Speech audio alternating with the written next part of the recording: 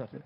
ఇప్పుడు ఏ రోడ్లు అన్ని మంచి రోడ్లు అనేవి లేదు సార్, ఎక్కడికక్కడ గోతుకులు మీకు తెలియదేమో సార్. మా అన్ని పోతున్నాయి. సత్యనందర గారిని అడగండి సార్. ఇప్పుడు నీ దగ్గర నేను హాస్పిటల్ తీసుకెళ్ళకుండా డెలివరీ అయిపోతుంది సార్. ఎలక్ట్రికల్ ఆటో ఇప్పిస్తే నువ్వు దాంతో తక్కువ ఇది చేసుకోగలుగుతావా?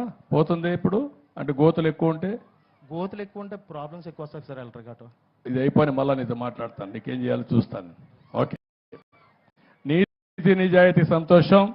నేను ఆటో ఇస్తానంటే ఆటోమేటిక్గా యాక్సెప్ట్ చేసేవాడు, కానీ లేదు సార్ గోతులు ఎక్కువ ఉంటాయి, ఆటో ఎలక్ట్రికల్ ఆటోకి సమస్యలు వస్తాయి, వద్దులేస్తారని చెప్పే పరిస్థితి వచ్చాడంటే శభాష్, ఐ రియలీ అప్రిషియేట్ హిమ్. గట్టిగా చప్పట్లు కొట్టి అభినందించండి. అలాంటి వాళ్ళు సమాజానికి అవసరం. రమ్మ మైక్. ఇప్పుడు ఈయన మాట్లాడలేడు, ఈయన ఎప్పటి నుంచో ఎన్టీఆర్ ఉన్నప్పటి నుంచి ఇది చేశాడు. పాపం ఆయన ఆరోగ్యం బాగాలేదని చెప్పాడు.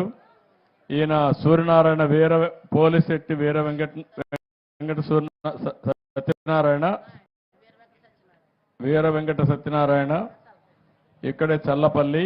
ఈ ఊరు కదమ్మా? Okay okay. ఇప్పుడు అతనికి ఇబ్బంది ఉంది, ఒక 50,000 రూపాయలు ఆర్థిక సహాయం చేస్తాం. ఏం కావాలమ్మా, నీకేం కావాలని అడుగుతున్నా? ఇప్పుడు ఏం చేయాలి దానికి?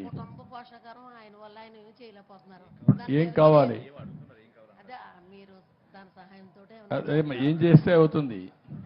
ఏం చేయాలి?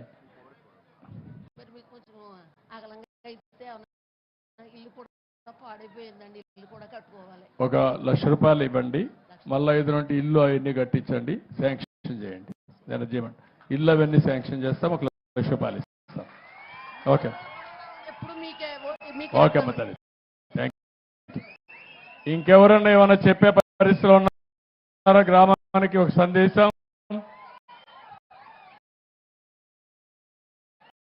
ఒక ఆలోచన. మీరు ఇచ్చిన పిటిషన్లన్నీ కూడా నేను ఎగ్జామిన్ చేస్తున్నా. ప్రతి ఒక్క పిటిషన్కి సమాధానం చెప్తాను. ఫిర్యాదులన్నీ కూడా మీకు ఏవైతే సాధ్యం, రా తమ్ముడు ఇట్రా, అతను రా, ఏవైతే ఆచరణ సాధ్యమో అన్ని పూర్తి చేస్తాను. ఇంకా తమ్ముడు వచ్చి పైకి వచ్చి మాట్లాడు. పైకి రా, పైకి రా, పైకి రా. నా పేరు గంటూ సతీష్ బాబు సార్. మాకు ఉభయ గోదావరి జిల్లాలో నువ్వేం చదువుకున్నామా? నేను ఇంటర్ చదువుకున్నాను సార్. చెప్పమా.